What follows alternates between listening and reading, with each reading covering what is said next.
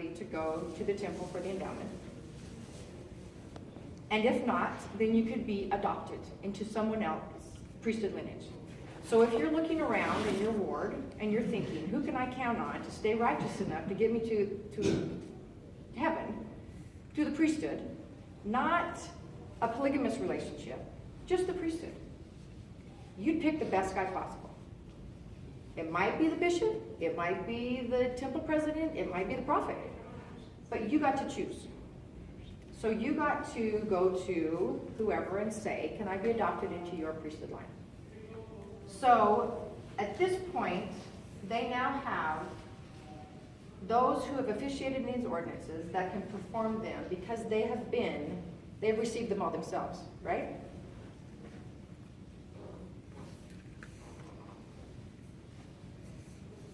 And then they're kicked out of Nauvoo. They lose the temple and the ability to perform these ordinances. Yes? Do you know anything about that ordinance whereby adoptions were performed? Is there any record of where Yes. and how they did it? Yes.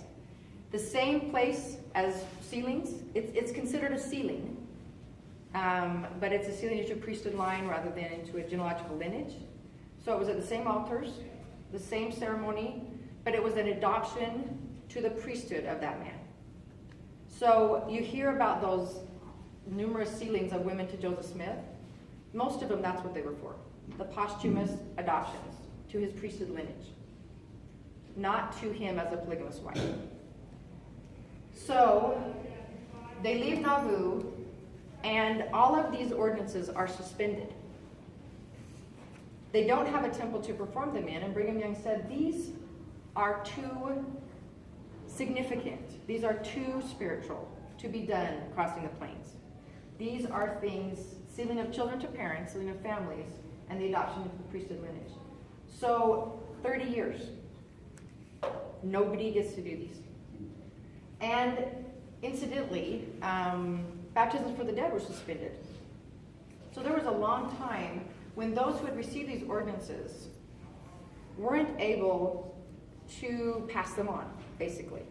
There were endowments in the endowment house, and there were sealings of couples, but they didn't do work for the dead. The endowments for the dead, ordinations for the dead. No adoptions. So those, by the time 30 years had passed, those who had administered those ordinances in Nauvoo were dying. That generation was leaving the earth. And Brigham Young felt that urgency to make sure that this was passed on. It wasn't written down, so it had to be orally passed on. And he also died in 1877. So he was not feeling well and feeling the same pressure that Joseph Smith did to make sure that this didn't end, that these people didn't die with this knowledge. So, I'm going backwards, sorry. So the St. George Temple was the most significant as far as the ordinances of the temple and the sealings of families, because it was the first time where all these ordinances were available for both the living and the dead. And Wilford Woodruff just happened to be the apostle that was asked to be in charge of this.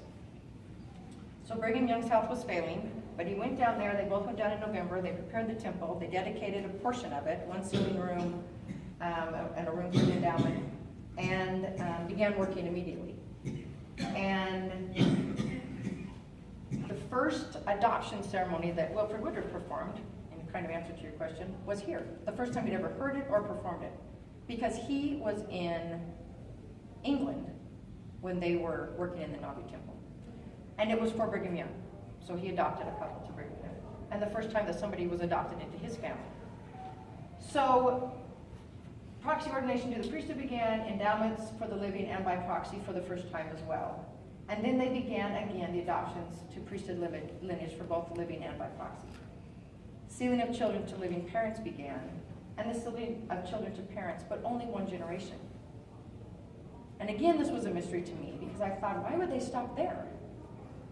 They were focusing on priesthood adoptions, but also you have to do all these ordinances for someone who's in the spirit world before you can do the sealing.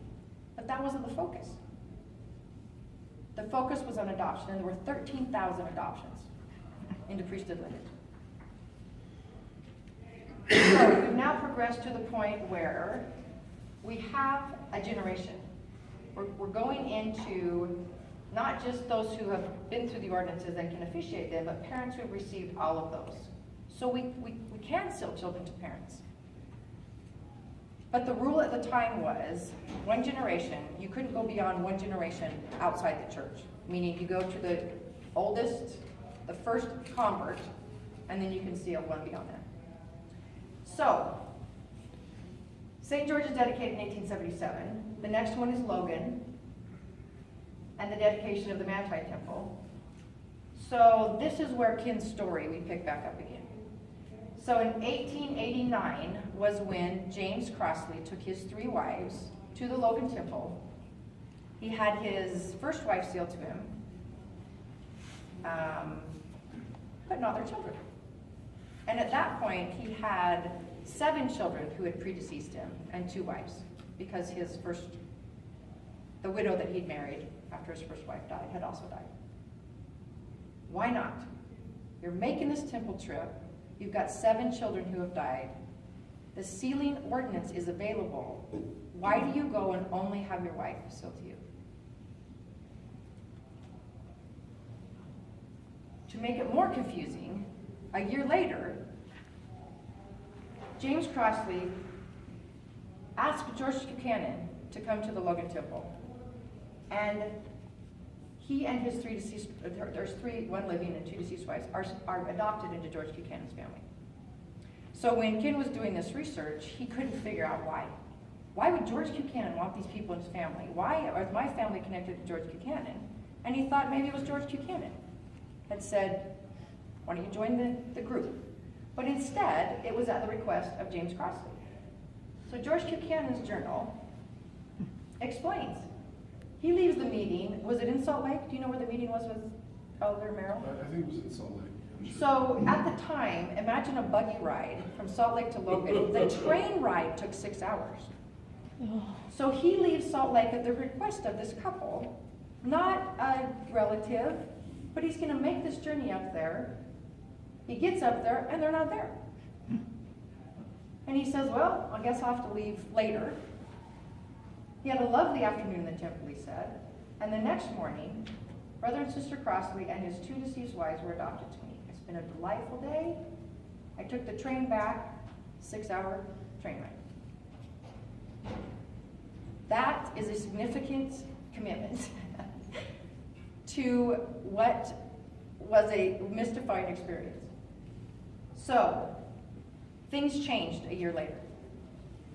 In 1894, Wilford Woodruff had been concerned about this adoption and didn't have his own family adopted to Joseph Smith because he wanted to honor his own father, and his father was a member of the church.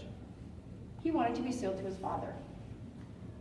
He said that John Taylor had been concerned about it, that Brigham Young had been concerned about it, but they were doing what they knew.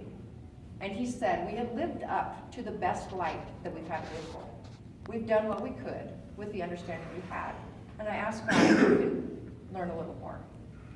So in 1894, he received the revelation that priesthood adoption had served its purpose, in a sense, to make sure that everybody that was in the church was included in that priesthood family. And now he's saying, trace your genealogy as far as you can and be sealed to your own parents. Seal your children to your parents and to their grandparents. And this is the will of the Lord to the people. This is what God intended when he revealed this about the mission of Elijah. And it changed everything. So people had been concerned. They had seen their own families reject the gospel. So now that they're passed on to the spirit world, are they going to change their minds? Are they going to suddenly be happy about this? So he's saying, we don't know.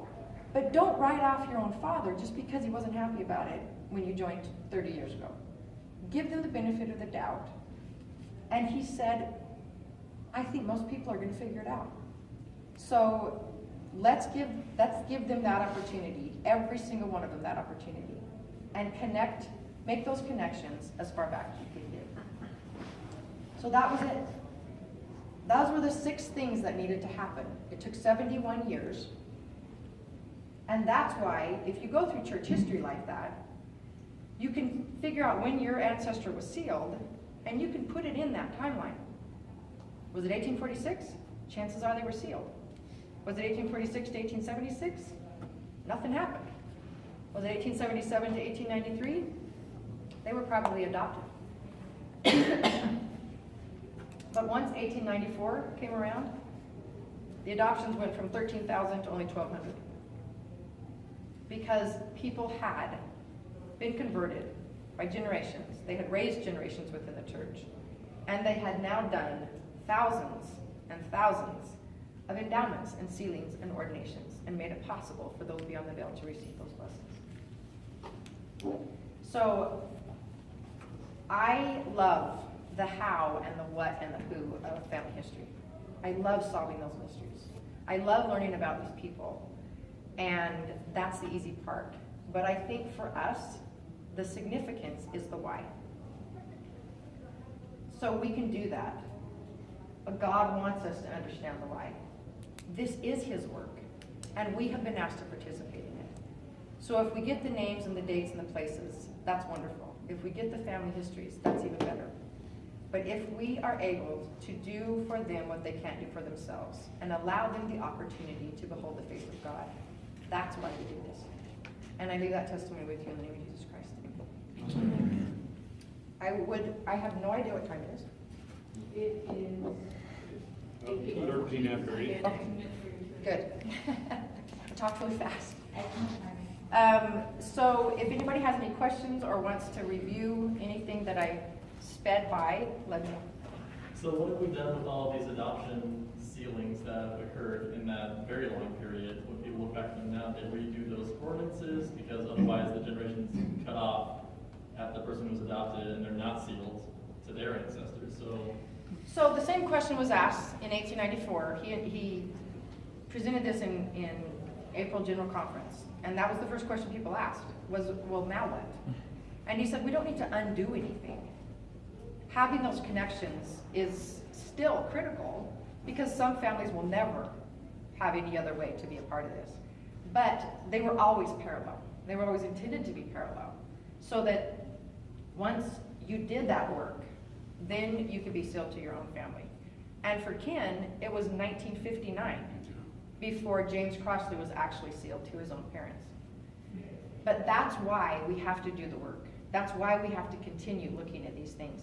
And it's not, in my humble opinion, to straighten things out. Because, I mean, I have a grandmother who was married to 3 different men. We don't know who she wants to be sealed to.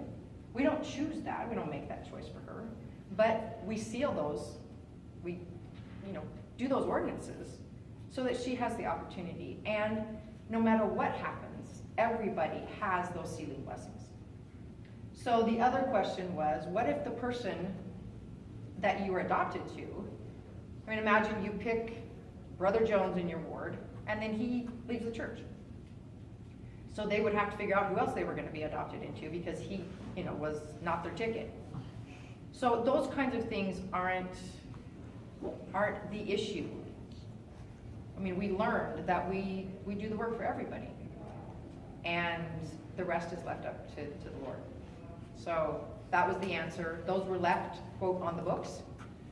Those connections sometimes are still there. That you can ask that it be changed, but it was about the priesthood, not about a familial connection. Yes? So in the case of like James Crossley, didn't he have the priesthood? He did, but it was who he was going to be sealed to. So, okay, so a priesthood adoption was a direct one between the priesthood holder and the person. Correct. And so, again, it was,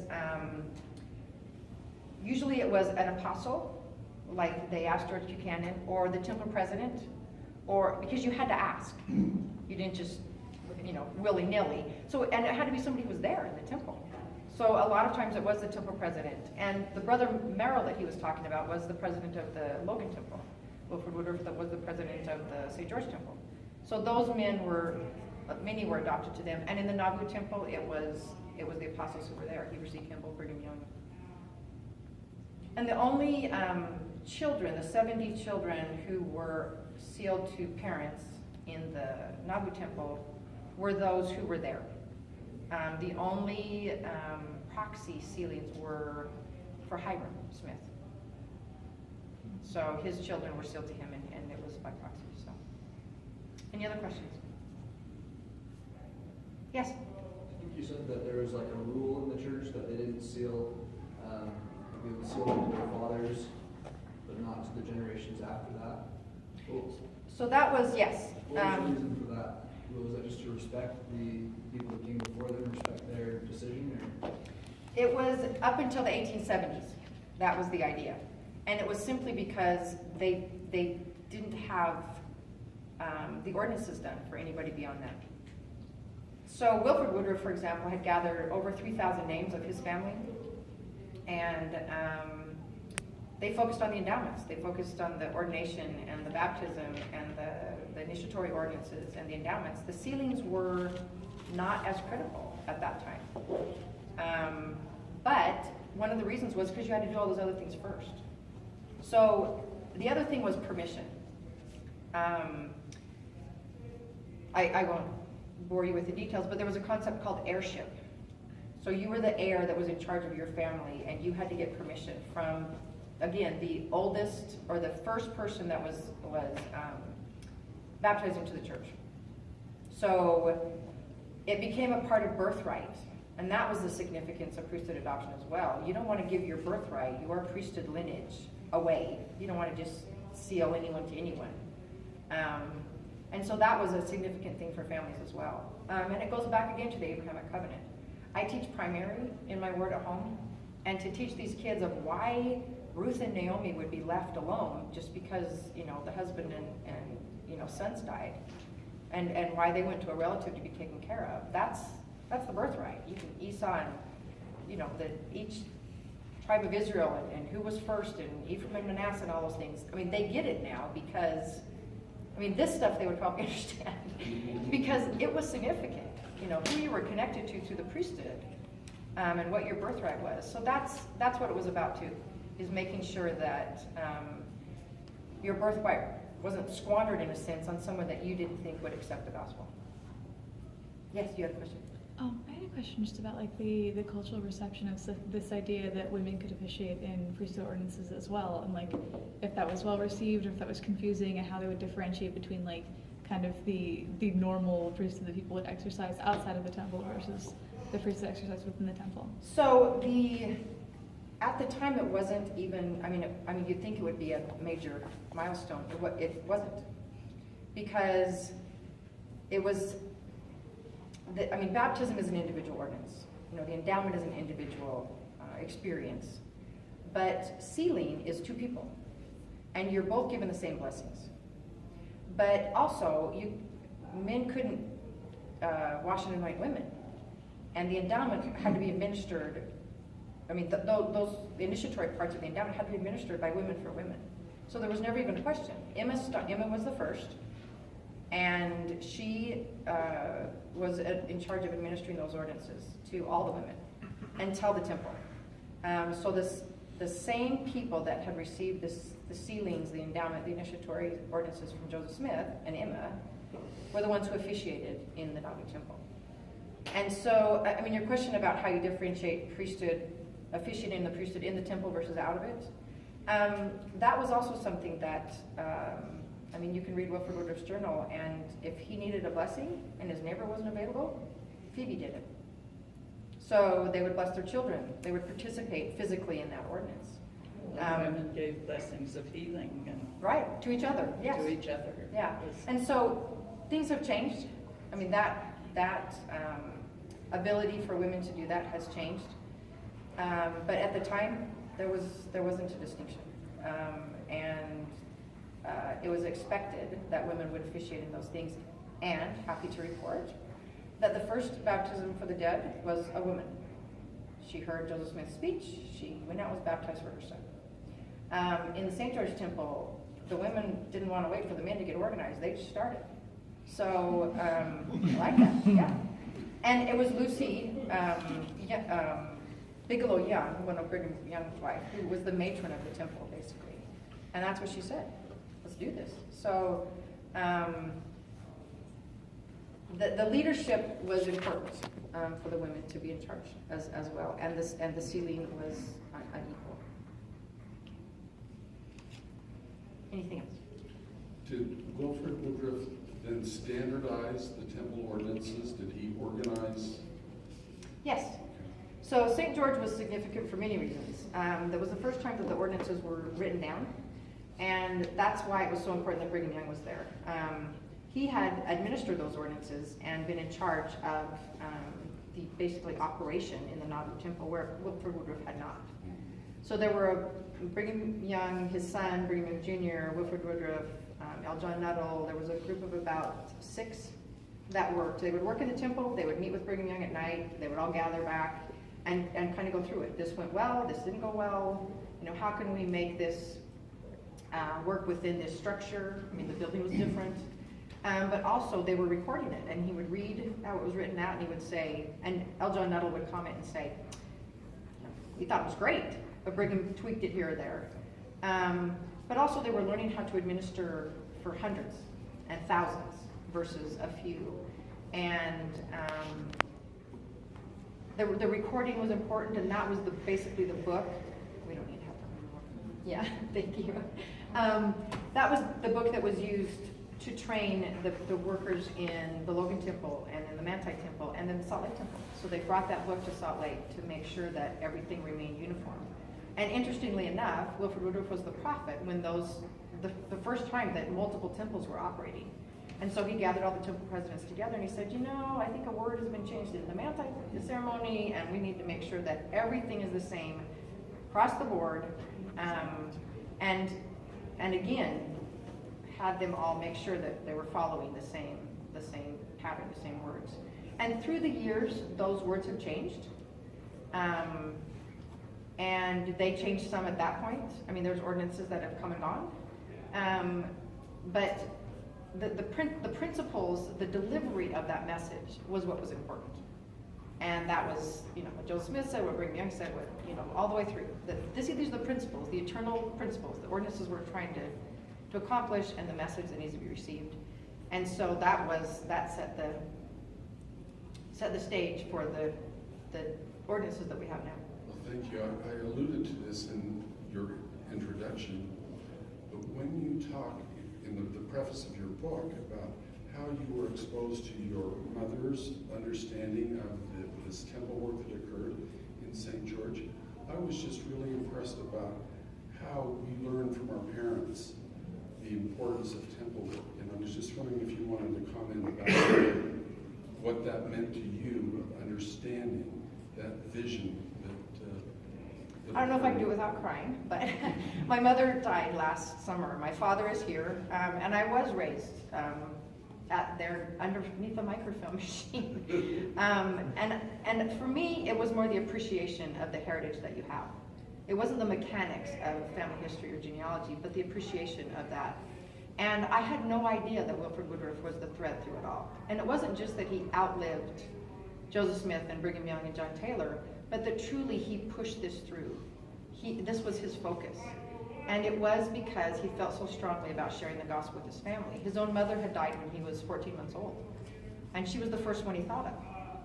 I can be with her. I can seal her to my father. I can offer her salvation by acting as a proxy. And I think that's the message that I got from my parents, was this isn't just, you know, dates and names. These are people, and they're our family. So if anything, I learned that was important. And of course, they wondered why I didn't do all this research about my own grandparents. But I think they did a pretty good job.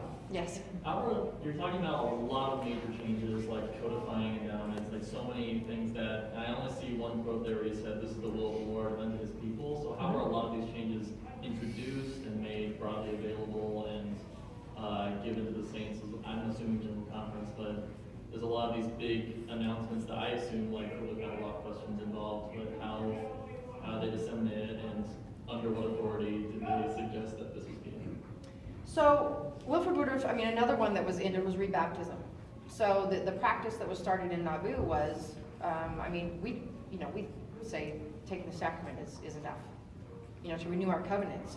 But for them, if they were going to go to the temple, they were rebaptized. It was considered a rebirth, a cleansing. If they were going to get married, they were rebaptized. If they started the United Order, they were rebaptized into this. It was just an outward sign of what they were committing to. And a new birth, when they arrived in the Salt Lake Valley, they were rebaptized. So that was something that in about the same time period, 1893, if they were, I mean, imagine they now have 4 operating temples, the Salt Lake Temple is dedicated, and everybody's gonna have to be rebaptized. And he said, you know what? That's probably getting a little out of hand, because instead of actually repenting, they were just getting rebaptized. So it was stuff like that where, when there's 1,000 people, it's different. When there's 15 million people, it's different. And so, and part of it was, they didn't know where the records were. They might have been baptized somewhere, but nobody wrote it down. So to make sure that it was on the record of the church, they were rebaptized. And everybody needed to be signed a ward when they got here. So we rebaptized into that. So there was things like that, yes, over time it changed. And that was a big announcement. Because people thought that was kind of a nice ulterior or alternate way to do this. So that was a big announcement. The changes to the ordinances, not the ordinances, but the presentation of the ceremonies, that changed in more subtle ways.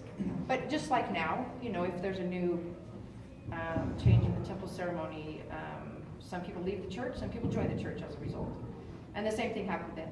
So whether it was a big, we're stopping a practice that's been going for 70 years, or we're introducing a new, introduction in the endowment ceremony, those were things that they did announce, and it was a major announcement. And Wilford Woodruff wasn't as much the will of the Lord.